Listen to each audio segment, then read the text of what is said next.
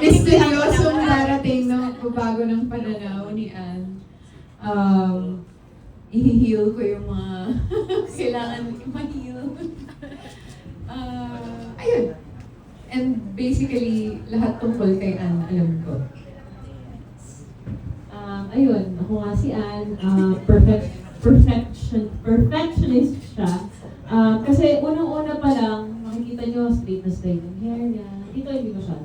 Pero straight na straight, ganyan. Tapos ayaw niya na nagkakamali yung staff niya kasi very goal-oriented siya. Siya ang CEO ng Our Magic Hair Grandeur Hills Resort.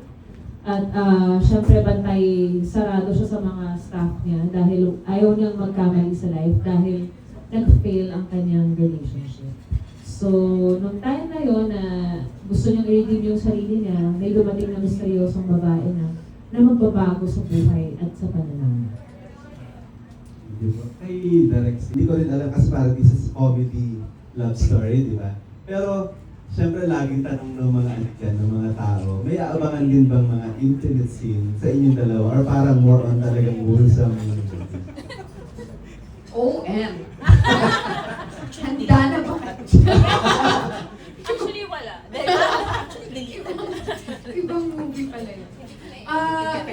I feel like I feel it's fine. Charot. Hindi. I feel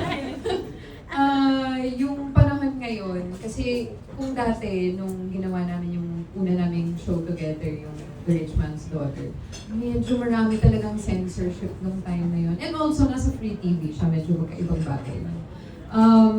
But now, I think we have more freedom, and I think people's minds are much more open. So, I think what we have, hopefully, can satisfy what the audience would be looking for in terms of really showing true connection and intimacy. Ayun. Ikaw, yes or no? Charot kami sa'yo yan, yes or no? Yes na yes. I will always say yes. And then, I think sa storytelling, buong-buo siyang naibigay sa pelikulang ito. Katulad na sinabi ni Rian before sa television, di ba, parang may mga restrictions talaga. Pero we are glad to share na ang pelikula natin ay rated. Meron na ba? Meron mo ba? Sorry ba? Basa ko lang. Kasi sinabi ko yung nagay po kasi sa rated siya. Na-rate na siya. Rated siya. Oo. For pelikula Rated na siya. Ay, Oo. rated. Rated siya. So, abangan na lang kung ano rate yun. Para malaman din namin kung meron talagang intimacy doon sa film. Parang ganun, di ba? Pero gusto ko lang din po i-clarify na kung ano mang intimacy yun, syempre, part yun sa isang relationship eh. Pero part din siya ng kwento. It's not just about, syempre kasama na yung pagpakilig, pero it's really part of Ann and Shix's story and a journey as, strangers to discovery sa kanilang relationship, kung ano mang klaseng relationship. Yan, kung meron man, follow up lang, kung meron man, how do you prepare for that? And mas naging madali ba on your part na gawin yung mga scene yun na kayo yung magkasama kasi meron na kayong previous project together na ganun din yung tema? Or parang mas nahirapan kayo at nagawin yun? Or kung iba bang artist na gaganap mahirapan kayong gawin yung mga bagay na yun? Parang sa akin, happy ako na si Rian yung kasama ko kasi nga may na rin, parang may work na rin, may task na rin kami. Pass kasi kayo. Pero parang mas comfortable nga ako na babae yung kasama ko sa eksena kapag dating sa mga intimate scenes eh. Hindi ko alam kung bakit, pero dahil siguro mas at ease ako, kasi alam ko na safe ako. Ayun, parang mas madali akong gumalaw. Though syempre meron pa rin akong hiya factor. Kasi sinasabotahe mo ko. ikaw talaga yung panira ng Oh, yeah. ano eh. Hindi, may hiya factor pa rin ako. Kasi pag tinitignan ko si Rian, parang sobrang fragile. Parang ha? Parang nahihiya ako minsan, yung ganun. Pero, pag naman nagbigay siya, wala rin ako nakikitang wall sa kanya eh. So, nagiging comfortable ako lalo. Ayan. Sa totoo lang, before a scene like that, I do get really nervous. That's more of during the rehearsal. For sure, marami akong mga unnecessary na sinasabi o nagjo-joke or whatever. Yun, alam ko nga. Alam ko. Kasi nga, ninenervyos ako. Ayun nga, it's so important to me that Liza feels comfortable with me. And I don't wanna cross any lines. But, ayun na nga, once we get into the scene, I think it helps also na may ginawa na kaming, actually, ang dami na naming projects in the past. Whether, basically, kahit ano gawin mo sa akin, okay lang, sampalin mo ko, sabunutan mo ko, halikan mo ko. Okay lang, nagawa niya na eh. Bugbugin mo ko, it's fine. Yeah, pero ayun na nga, it helps nga that I've always experienced kung gaano siya ka-professional in all of her scenes, na pag nag-start na, everything between action and cut is just, hindi na kami yun, alam mo yun, we're just feeling the moment, and acting with her makes me feel comfortable enough to just be in the moment.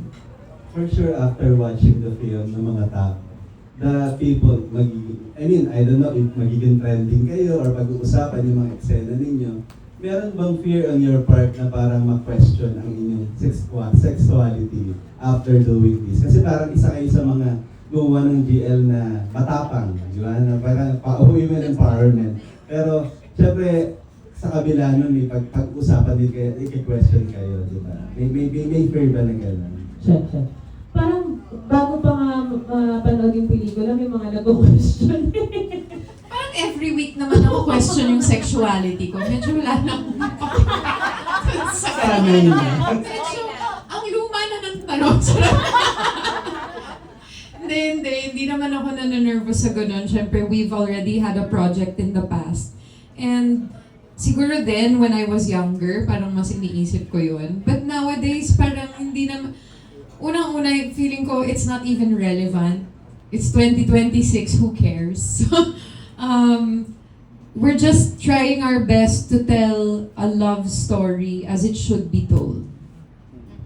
Yeah, parang ang sarap lang bilang mga aktor na pumunta sa mundo ng mga buhay. I mean, pumunta sa buhay ng mga tao na hindi mo may experience in real life eh. Parang kunwari, nag-play ka as a mother, di ba? Parang minsan na napupuntahan mo yun, ganito pala maging nanay, o di ba? Tapos sa Sangre, ganito pala maging Sangre, maging superhero. So, hindi siya kakaiba para sa akin na puntahan yung mundo nila Anne and Shakes or ni Jade or Althea.